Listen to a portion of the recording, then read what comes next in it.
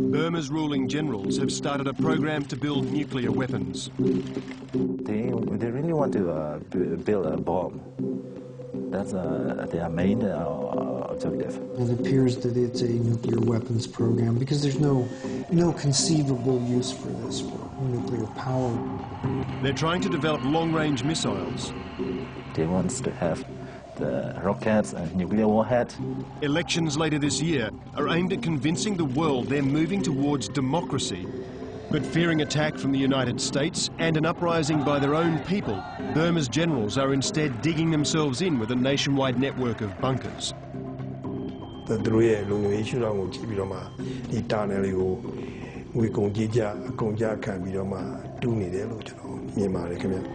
With top-secret material gathered over 5 years, we can reveal how Burma is trying to become the next nuclear-armed North Korea.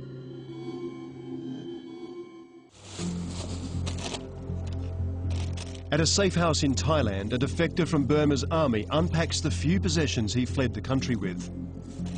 Before leaving, he also smuggled out thousands of files detailing a secret program by Burma's ruling generals to eventually build nuclear weapons. They want to produce nuclear bombs for warfare. Sai Tain Win was a major in Myanmar's army. He was deputy commander of a top-secret military factory near a town called Myang.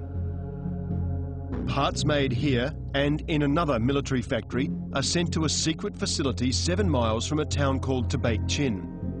He says this is the headquarters of the army's nuclear battalion. It's here, he says, the regime is trying to build a nuclear reactor and enrich uranium for weapons.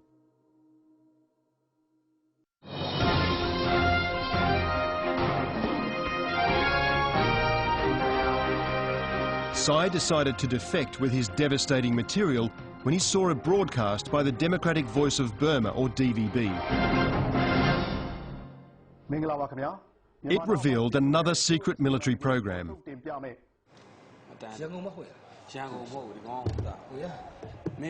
For the past 5 years, DVB's operations manager, Nandar, has been receiving top-secret information from deep within the regime's classified database.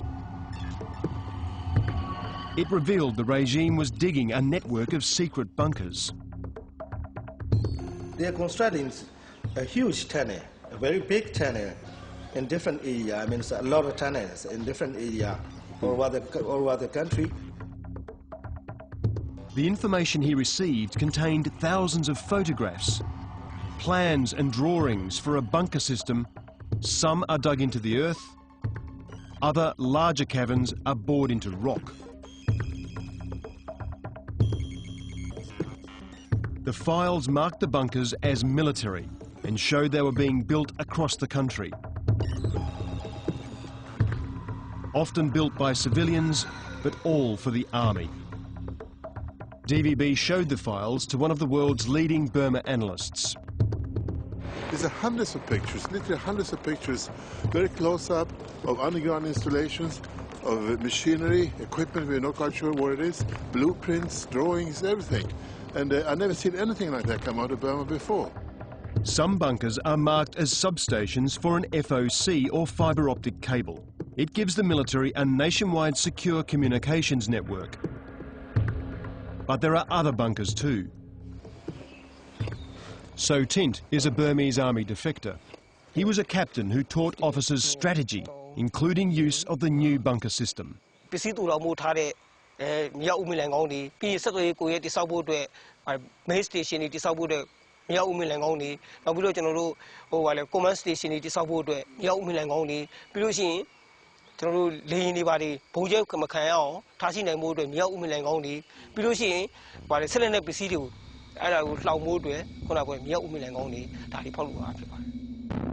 Tint has been in the bunkers and says the larger ones are regional command posts.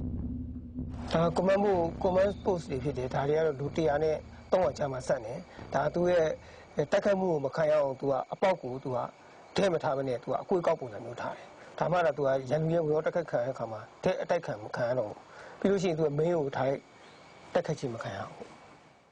The military's files include this video of tunnels in Vietnam.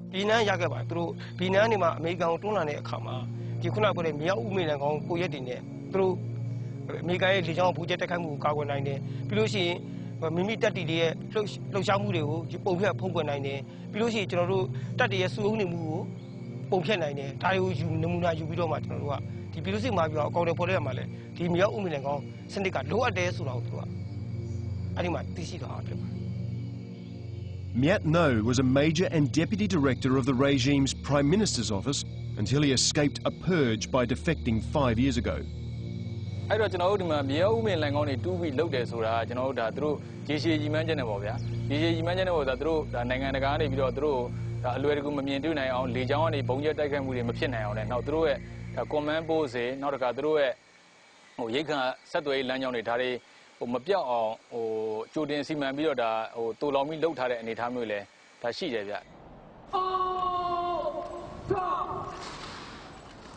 Burma's generals are a military junta that has ruled the country with an iron fist for 50 years.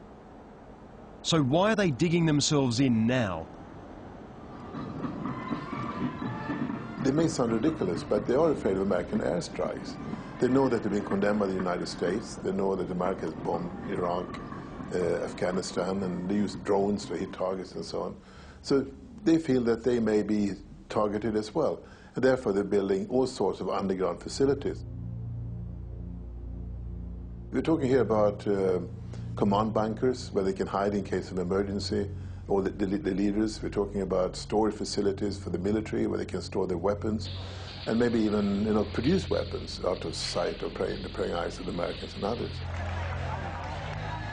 Defectors told us this is the regime's other main fear, their own people, who most recently rose against military rule in protests led by Buddhist monks in 2007.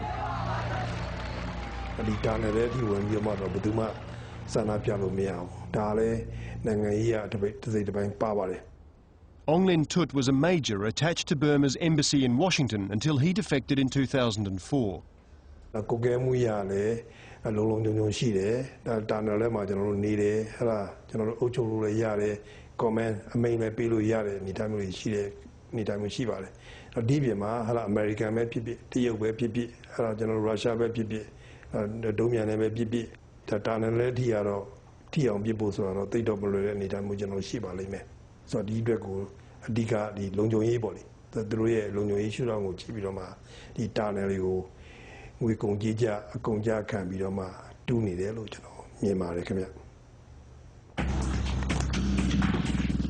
DVB sent camera teams inside Burma to try to find people who had seen the bunkers, but it's dangerous. Filming without the government's authority in Burma can lead to at least 10 years in prison. One camera woman finally found a man who'd been to the bunkers.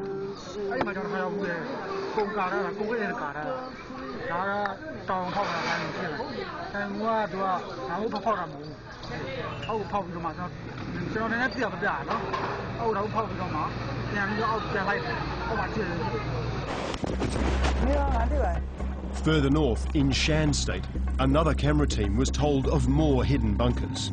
Farmers told them the army had confiscated their land to build the bunkers.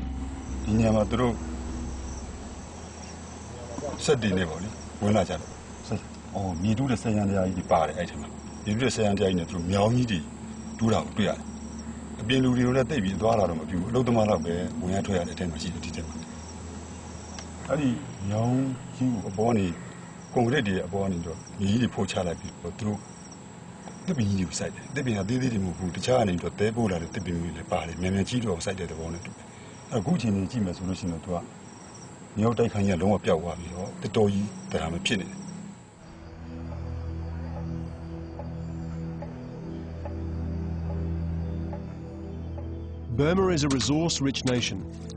It has vast deposits of gems, minerals, gas, oil, teak and gold. And yet it remains one of the least developed nations on Earth. The military government spends less on its people's health and education than just about any other country. The United Nations says 1 in 3 children is malnourished and many thousands die of preventable disease before they're 5. The entire project we use only for military purpose, but they are asking money from the civilians departments. This document orders 3 billion chat, about $3 million for the bunkers. It's just one of many annual demands for its secret projects. By examining the budget files, the total cost of the bunker system between 2001 and 2007 could be more than $3.5 billion. It's astronomical. I mean, the amount of money they're spending on these underground facilities must exceed the annual budget for any other item, health, education, or whatever. But they're certainly spending millions, if not billions of US dollars. We had heard the cost of this project was causing anger even within the military itself. One army insider found by DVB agreed to cross this part of the border out of Burma to tell us why some soldiers were angry. He's a serving army engineer.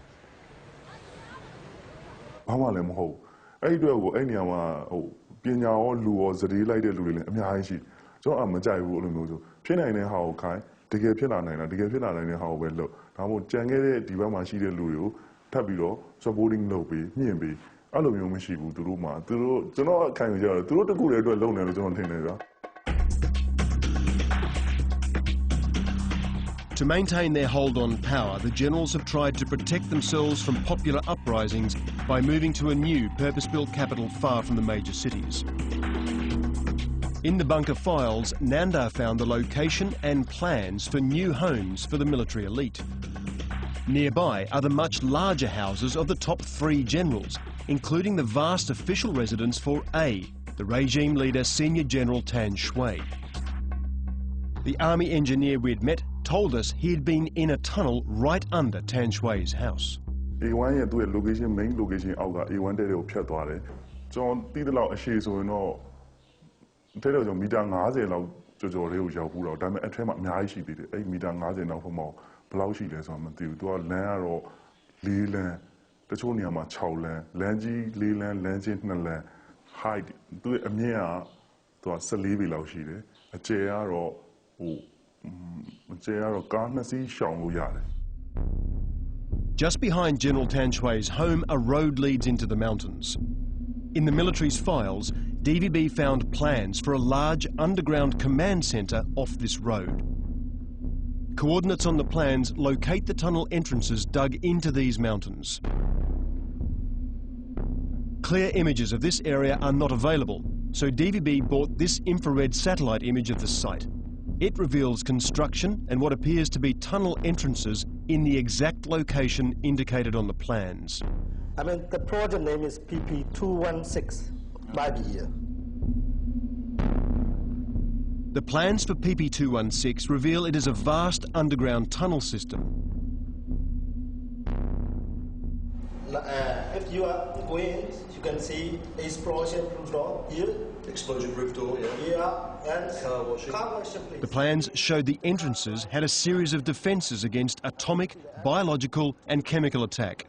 So, again, explosion-proof door, ammunition bunker, and ceiling door. Based on the plans, this is what it would look like. This entrance tunnel alone is 4 metres wide and over 300 metres long. The interior space is 14,000 square metres, the size of 2 football fields, with 9 large corridors, 8 metres wide and some 250 metres long. Tunnel experts we consulted say this is an ambitious project, and we have no proof that it's yet been completed. But in the files, Nanda believes he's found evidence the regime has already started to build it. We have budget files for PP216 and purchasing order, equipment list. This is a purchase order for Project 216. It lists items such as ceiling doors and bomb-proof systems. And bomb-proof ceiling systems. 45 pieces in 7 kinds, 3.1 million. And electric equipment, ventilation equipment, and total offer, the amount is 21 million, 21.5 million. In further proof work has already started, we found a man who said he'd worked on a large underground command centre.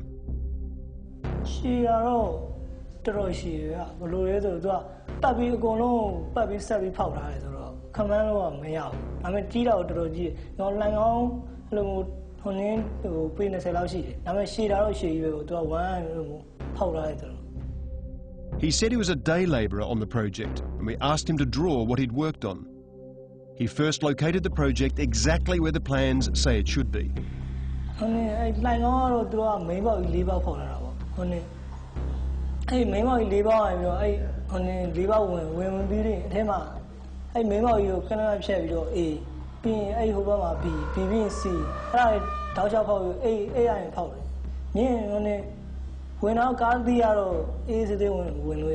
His drawing matched the military's blueprints for Project 216. And he told us the tunnels were built with the help of foreign advisors.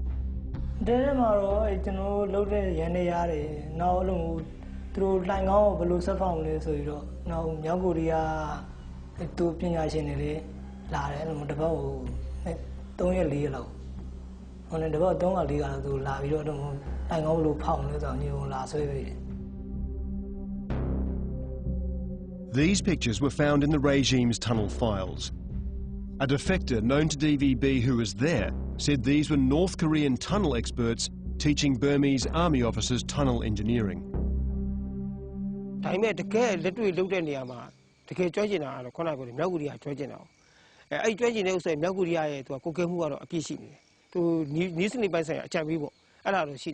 What's more concerning is that North Korea is also helping Burma make weapons in what are called defence industry factories or DIs.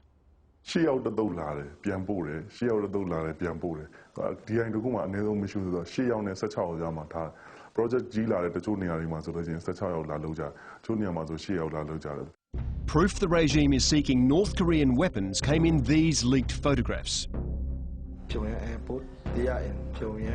They reveal an official visit to North Korea by Burma's number 3, General Shui Man, in November 2008.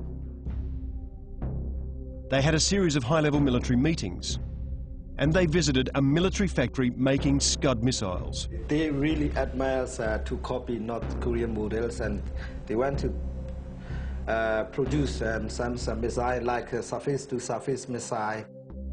This is the Burmese military's internal report on the visit.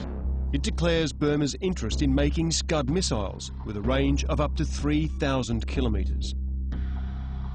If ever achieved, that means a future Burmese Scud could reach well beyond its borders. They asking North Korea to support, to help, to improve their system. Their missile system. Their missile system. As Burma escalates its military capacity, it's also cracking down hard on the control of secret information. On January 7th this year, the regime sentenced one of its foreign ministry officials and a retired military officer to death for leaking these pictures. The crackdown comes as military insiders tell us Burma has started its own program to build missiles. The first move in that program occurred here in Rangoon Harbour.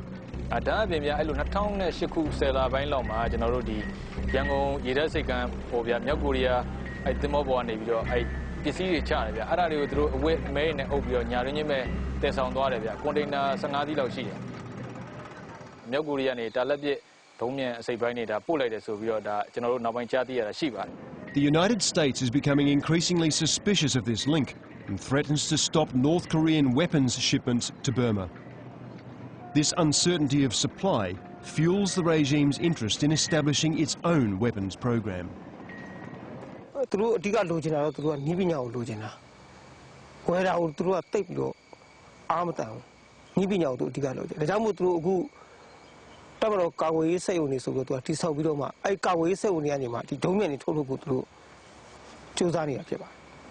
The Burmese are conducting research into missiles. To the best of my knowledge, they have not been able to produce a missile, not yet. But they will probably get there. I mean, they're talking about some fairly basic kind of Scud missile based on North Korean designs. But the question is, of course, what you put in the warhead. You can put in explosives, no TNT. You can put chemical or biological agents, or even a nuclear device. Maybe not on a small Scud, but if you develop the technology even further, we're talking about weapons of mass destruction. Back at DVB headquarters, one of the editors, Mo A, started receiving photographs of a military-run factory inside Burma. The photographs showed the factory being stocked with large machines. The files came from Major Sai Tain Win, who identified himself as the site's second-in-command. He told Mo A the machines were being used as part of a program to try to build missiles and, more importantly, to build parts for machines to enrich uranium. According to the officer from the military factory, it is intended to produce like some parts for the uranium enrichment. Uranium enrichment? Yeah, and then parts for the missiles. This was highly classified material. But with the next photographs, Sai sent a message. His superiors had started to suspect he was leaking material and he had to get out of the country fast. Sai told Mo A he had made arrangements, and if it worked, he would be able to leave the country on a commercial flight. This was extremely dangerous. Mo A flew to Thailand to wait for him, and after several tense hours, he received news Sai had made it through.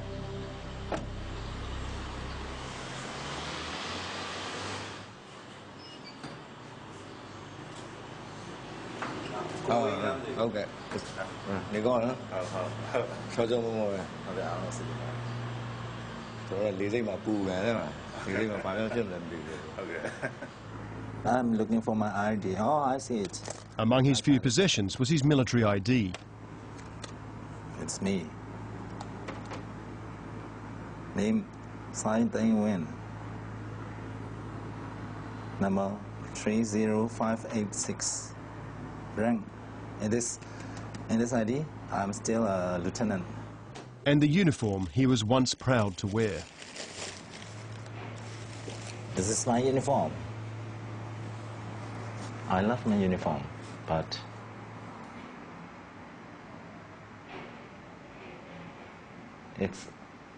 I feel shameful to wear that uniform in front of civilians.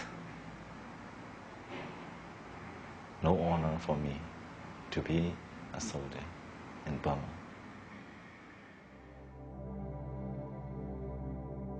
Now the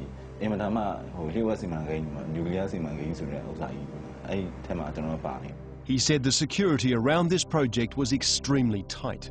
Of course, I'm afraid that they'll catch me before I can slip out from Burma. Of course I do. I am afraid. They will shut me down on spot. He'd come out hoping his information could somehow stop the regime's plans. But even here, his life was in danger. Burmese agents are known to operate in Thailand. This can be used for reverse engineering purpose. Moved to a safer place, Sai could explain his work in more detail. He said the factory he ran was stocked with expensive high-precision machines. Overall, the regime spent almost $18 million in this factory alone. He said there was another almost identical military factory here at Punuluin. It was also stocked with these high-precision machines, and it's where he spent his last month. This is a laser cutting machine. It can rapidly cut sheet metal. This is a press brake machine. It bends metal. They were made and supplied by the German company Trumpf. This is a universal milling machine. It machines large metal parts with great precision. This is one of the many machines he said had been made and supplied by another German company, Deckel Maho Gildemeister, or DMG. These are the business cards of those who sold and installed the machines. DMG is a German company which is supply our factory. Deckel Maho Gildemeister. Sai said DMG sent German engineers to help install them. He said the regime told the German supplier the factories were educational institutions, when in reality, he said, they were for military use. Those poor German didn't know that we are aiming to use those machines in producing rocket parts or some parts for military use. Suspicious of the factory's isolated locations, German embassy officials inspected the factories at Myang and Punuluin 3 times, in 2007, 2008 and 2009. At the time, we had to wear the civilian uniform, you know. Though we are soldiers, we have to wear the uniform, civilian uniform. They told that those factories are for the training of students, to train students how to use the machines, so that they lie, sensibly lie to the German counselors.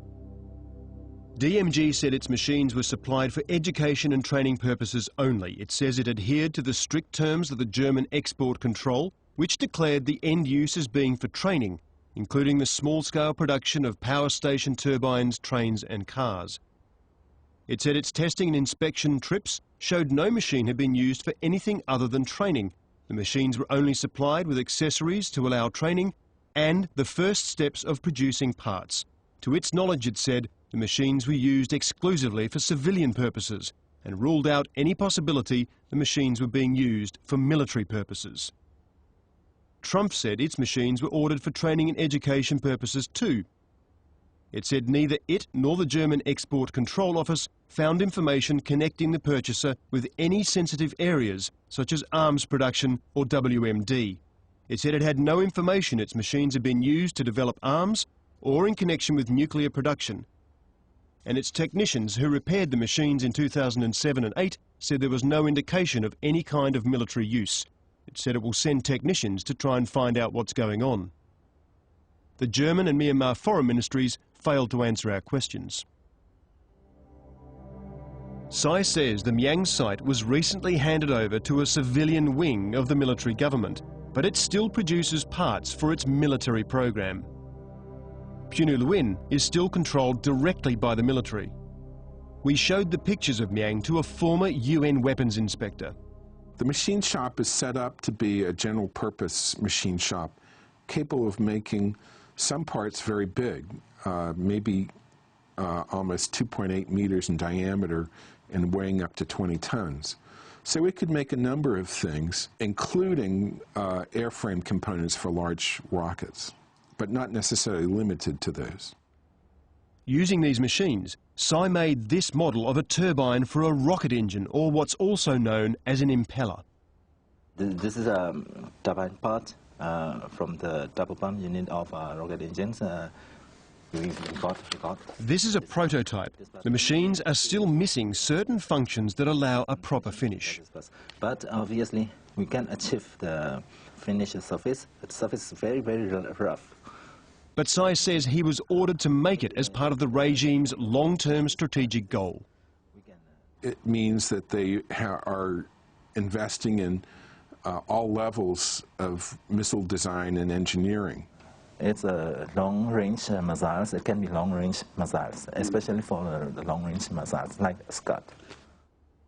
If that impeller that gentleman is holding was put into a single-stage rocket with only one engine, it could reach maybe 1,000 kilometers, which encompasses more countries than a Scud-type engine in the neighborhood, but it's still a regional threat. If they imagine putting it in the first stage of a much larger rocket, say with a cluster of 4 of those engines, then it could reach 3,500 kilometers, maybe 4,000 kilometers, which opens it up quite a bit. It's not an intercontinental rocket, but it could threaten things like Diego Garcia, which is a major U.S. military base in the Indian Ocean, if it had a 4,000-kilometer range. So assuming that they get all of the machines that they need to make these complex parts of the impeller and other combustion chamber components, they'll need, I would say, between 5 and 10 years to get a rocket built and ready to be launched. So it's a long-term project, but they're starting on the road. So how did one of the world's poorest nations acquire the beginnings of this expensive missile technology? The main reason is natural gas. The regime's first deal was called Yardena, run by French company Total and Chevron from the US. It pipes gas to Thailand.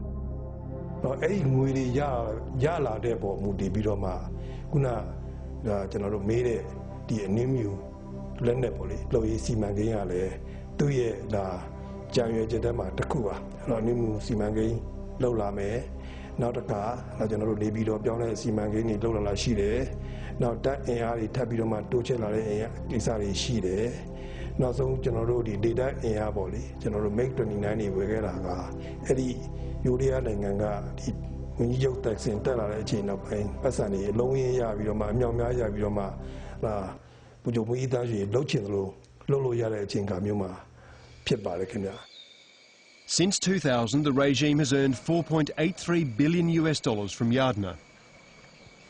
From 2013, it will earn 6 times that amount, or another $29 billion over the next 30 years, by selling gas to China from a new, much larger field here at Shui.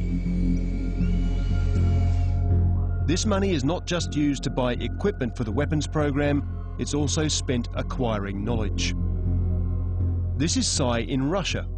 He was sent here for 5 years to study rocket engines for long-range missiles. The Russian lecturers teach us how to design and calculate the rocket engines. These photographs found by DVB in the bunker files show many more Burmese army officers receiving training in Moscow. Sai says they were sent here to study a range of subjects as part of the military's nuclear program.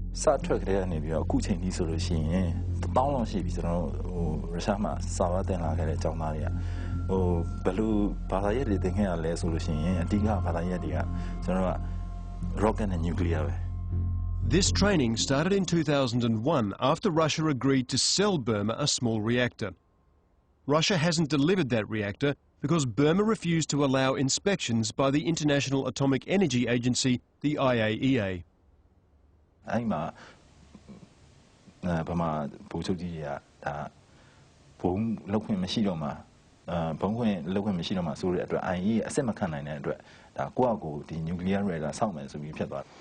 For a nuclear program, any country needs the raw material, and in several areas the regime has been mining low-grade uranium.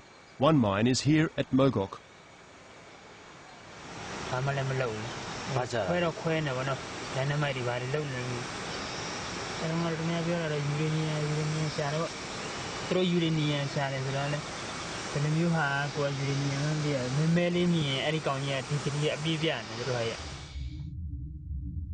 Our experts tell us they believe this is a uranium ore concentration plant at the nuclear facility at Tabaek Chin. The program is run by the DSS-TRC, the military's Science and Technological Regiment. The main purpose of Nyan and genuine factories is to support DSS-TRC and Science and Technological Regiment from the Beijing. The main task of the Beijing Regiment is to build a nuclear reactor. One of our covert cameramen found a man from Tabaek Chin who told us the site was sealed off with severe security.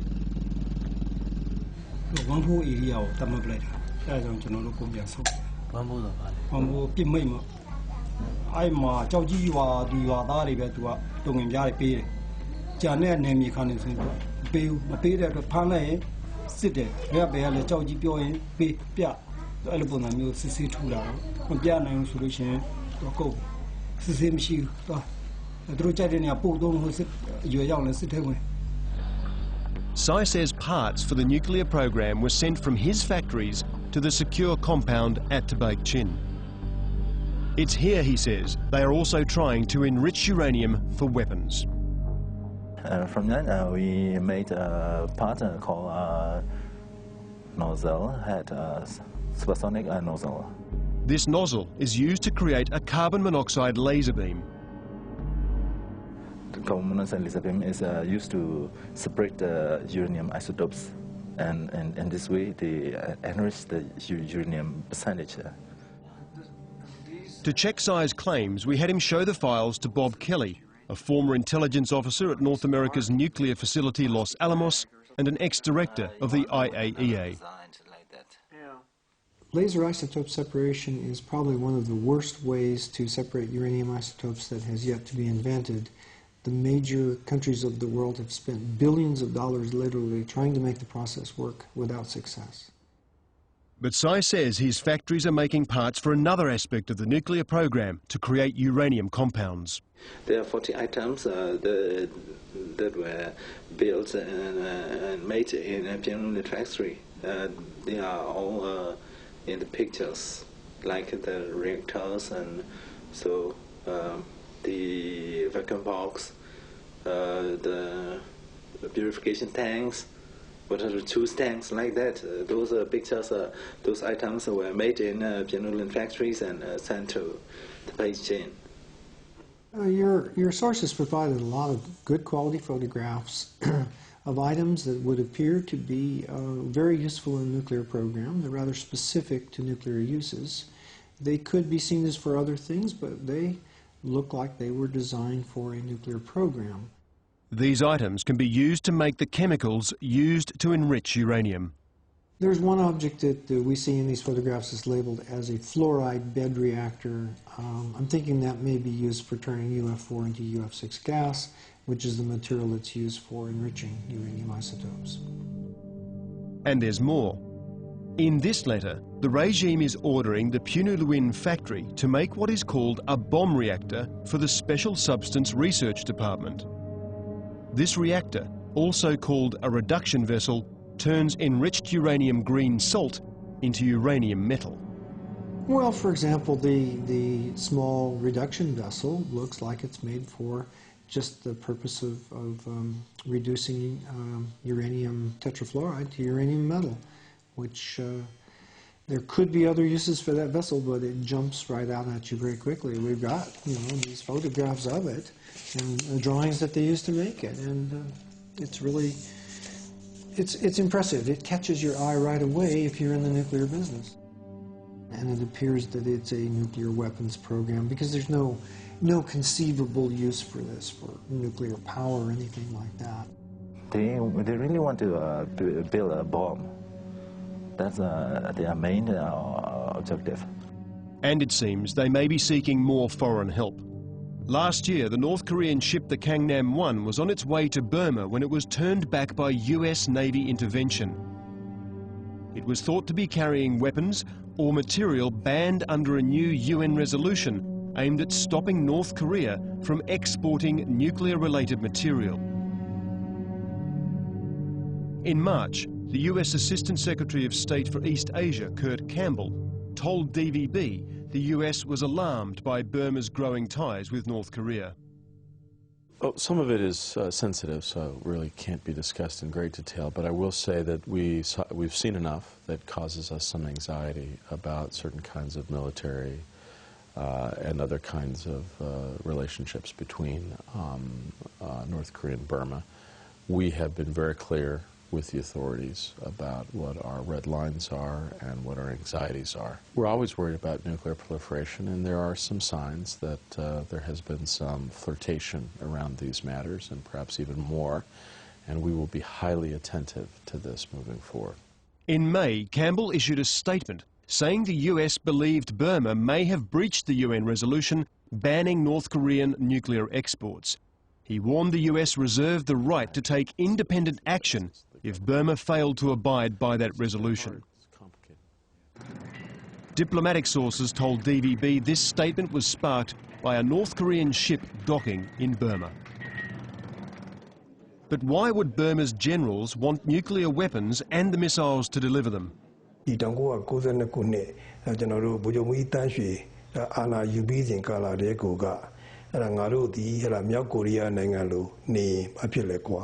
အဲ့တော့ကျွန်တော်တို့အမေရိကန်လိုနိုင်ငံမျိုးကိုတို့ဂရုစိုက်စရာမလိုဘူးအဲ့တရုတ်လိုနိုင်ငံမျိုးတော့မှဂရုစိုက်စရာမလိုဘူးဆိုလိုတဲ့သဘောကတော့နျူကလ িয়ার လက်နဲ့နျူကလ িয়ার စွမ်းရည်နျူကလ িয়ার လက်နဲ့ရှိတဲ့အခါမှာကျန်တဲ့ကမ္ဘာနိုင်ငံတွေကလေးစားရမယ်သူ့ကိုချဲ့လဲခြင်းတိုင်းချဲ့လဲလို့မရဘူးဝင်ပြီးတော့မှသိမ့်ပိုက်ခြင်းတိုင်းသိမ့်ပိုက်လို့မရဘူးဥမာကအီရတ်လိုဟာမျိုးတို့လုပ်လို့မရဘူးဆိုတဲ့အတွေးခေါ်မျိုးကအဲ့ဒီချိန်အဲ့ဒီကာတွေကကျွန်တော်တို့ရှိခဲ့ပါတယ်ခင်ဗျဒါကြောင့်မလို့လဲဒီမြောက်ကိုရီးယားကိုအားကြပြီးတော့မှဒီအောင်မြင်အောင်ပေါ့လေစူးစမ်းပြီးမှလုပ်နေခြင်းဖြစ်ပါတယ်ဒီလိုနျူကလ িয়ার ဟိုပိုင်ဆိုင်ခဲ့လို့ရှိရင်လူများကြောက်ရွံ့ယူသိမ်းမှုရှိလာမယ်လို့သူတို့မှတုံ့တက်ထားတဲ့အချက်တွေရှိတယ်။ဟိုခန့်ညားလာမယ်ပေါ့နော်။ဒါကျွန်တော်တို့အဲ့ဒီအချက်ကိုလည်းကျွန်တော်တို့ကလူကြီးတွေပြောတဲ့စကားတွေကြားခဲ့တယ်ပေါ့ According to the paranoia of the generals, they want to have the rockets and nuclear warhead. Not only rockets, but also nuclear warhead. They need it. They admire North Korea. So they are crazy for the ICBMs and warheads. So the ICBM, the rockets are clear to be used in military purpose.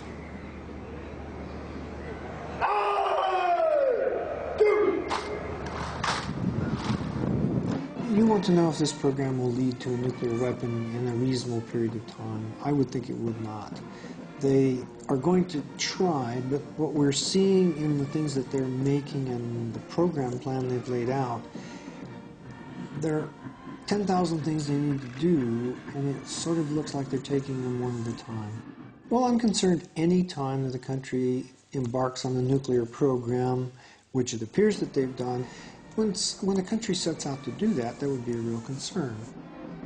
Burma may be far from achieving its goals, but many believe its intent to one day acquire nuclear weapons must be taken seriously. အဲ့လိုနျူကလ িয়ার တွေဘူးတွေဖြတ်ပြီးဒါလက်ပြဒုံးမြန်လဲဒါစမ်းသပ်တာ okay ပြီဟိုအဆင့်ရလဲ okay ပေါ့ဗျာဒါပြစ်လို့ဖို့အချိန်ရောက်လာမှာဒါနိုင်ငံတကာကိုအားသင့်သွားအောင်ဘွားကနေထုတ်ဖော်ပြောရမယ့်အနေအထားမျိုးရှိရလို့ကျွန်တော်မြင်တယ်ဗျ But it would mean the possible beginning of a new arms race in the region. You know, both Thailand and India would have to counter this kind of build-up on their respective borders. And it will definitely be seen as a threat in Thailand. Burma အစိုးရအနေနဲ့သူကလက်နက်ရရင်တော့သူကရမ်းပါပဲဘယ်သူမှလူထိကနေဖြစ်တာရှိတယ်ပြစ်ထက်လိုက်ပါပဲဒါတော့ဟိုတက်တွင်းစကားပေါ့ပြောတာပြစ်ဆက်ရှိရပြစ်လိုက်ပြီးနောက်မှပြောဆက်ရှိရပြောမယ်အဲ့ဒါတက်တွင်းမှာဖြစ်နေတယ်ဟိုဒါကျွန်တော်တို့စစ်ထဲမှာစစ်တပ်ထဲမှာအတွင်းစကားပေါ့ဒါကျွန်တော်တို့စီမှာရတဲ့အမိတ်စစ်ကြောင်းပုံဖြင့်ချီတက်တဲ့မြို့ရခွင့်ပြုပါ